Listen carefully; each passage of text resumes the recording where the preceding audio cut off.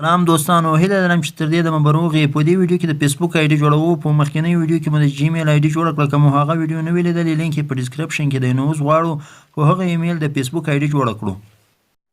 له موضوع مخکې یوه کوچنۍ غوښتنه درڅخه کوو، هغه دا چې چینل سبسکرایب کړئ او سره څنګ کې د ګنټۍ یا بیل آیکن نښان کلیک کړئ او په آل اپشن باندې کلیک وکړئ او ویډیو هم درسره لایک کړئ. نو راځو موضوع ته. نو ملګرو، د فېسبوک د آیډي جوړولو لپاره فېسبوک اپلیکیشن باندې کلیک کوو. له هغې وروسته په دې لاندې اپشن یا شین اپشن راکړئ، کریټ نیو فېسبوک اکاونټ باندې کلیک کوو. له هغې وروسته په دې منځ شین اپشن باندې کلیک کوو، نیکسټ. دلته راڅخه نوم غواړي، یعنې لومړنی نوم او وروسته تخلص. مثلا زه یې ورکوم، لومړی نوم یې ورکوم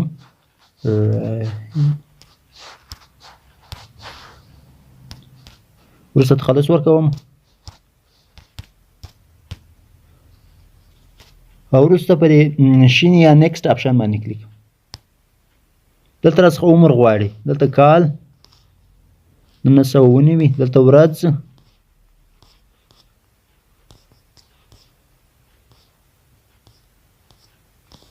درېیمه، دلته میاشت مې، او وروسته په دې نیکسټ اپشن باندې کلیک کوو. دا ښکته لیکل شوی.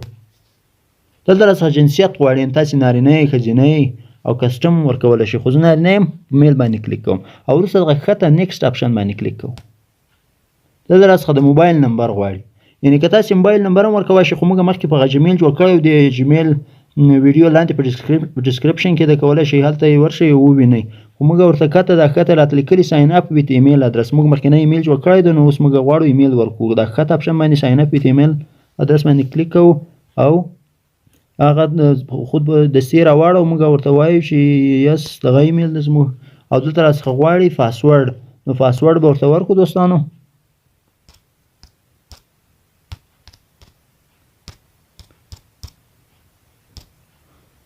د هغې نه وروسته د پاسورډ ورکولو نه وروسته په نیکسټ اپشن باندې کلیک کوو. دلته راته لیکلي فینش ساین ان اف، یعنې دا پروسه بشپړه کړئ. نو له هغې وروسته موږ په ساین اف باندې کلیک کوو. دلته راته لیکلي کریټینګ یور اکاونټ، زموږ اکاونټ جوړېږي دوستانو. یو څو ورته په تمه کېږو. دا دی دوستانو ساین ان. اوس له دې وروسته فېسبوک ته وهل کېږي.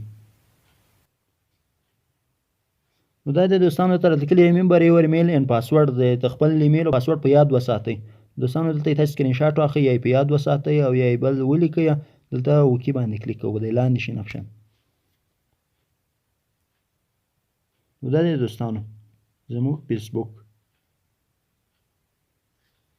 نو دوستانو د لوکیشن په هکله یوه پوښتنه کړې ده، الله ووږئ یا ډینې ووږئ. زه ډینې باندې کلیک کوم. نو دوستانو دا دی زموږ فېسبوک دی. په ایمیل په جیمېل باندې د فېسبوک جوړولو یا په ایمیل د فېسبوک جوړولو طریقه.